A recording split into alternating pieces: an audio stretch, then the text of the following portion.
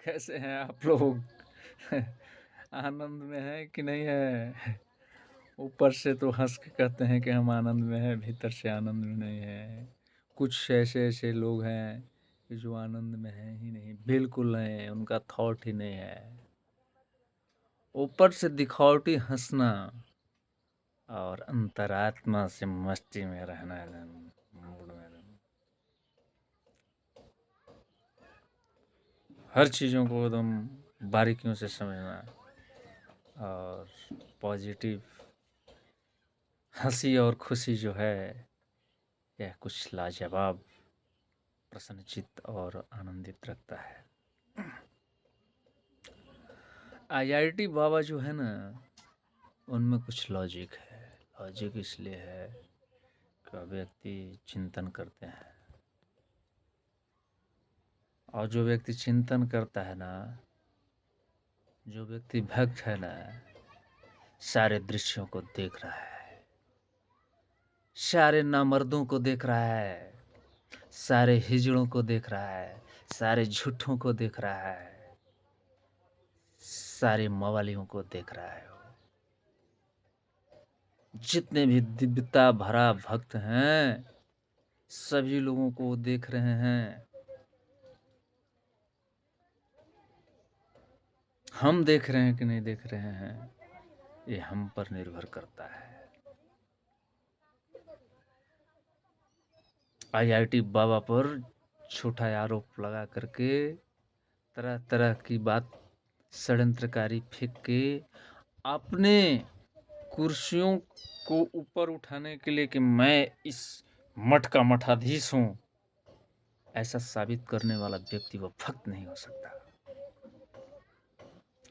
उसका अपने जीभ और लिंग पर कंट्रोल नहीं है, उसमें त्याग नहीं है। जिसमें त्याग नहीं है वो संपूर्ण लोगों के प्रति न्याय की भावना, सबकी खुशहाली की कामना नहीं कर सकता।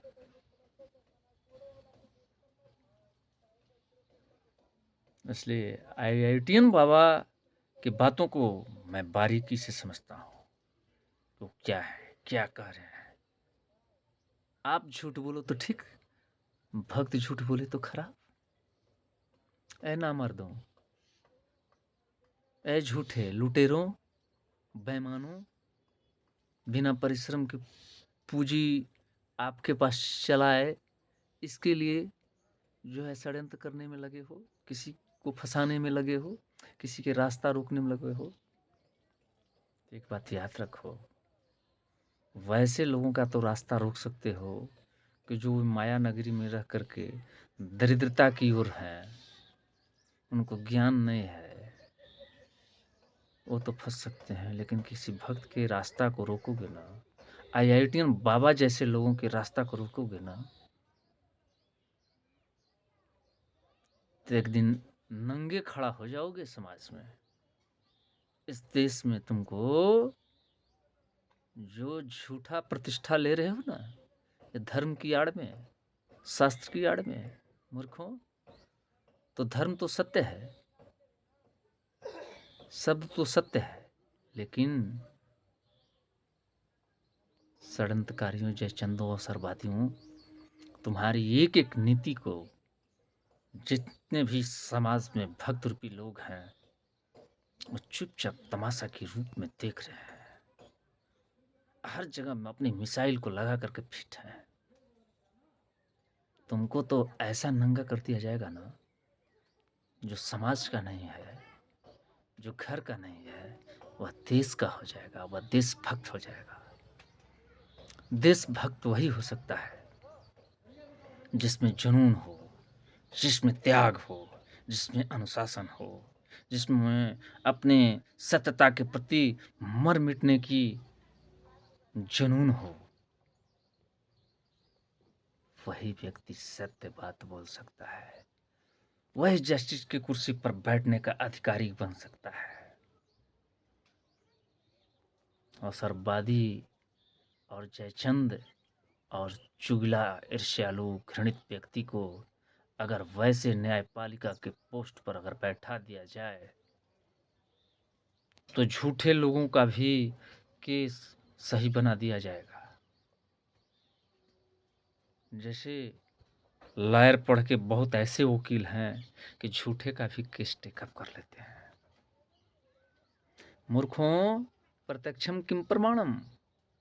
जहाँ प्रत्यक्ष की लड़ाई है वो भी 20-20 साल 50-50 साल से दर पीढ़ी से अपनी जमीन की लड़ाई लड़ रहे हैं, उनको न्याय नहीं मिल रहा है।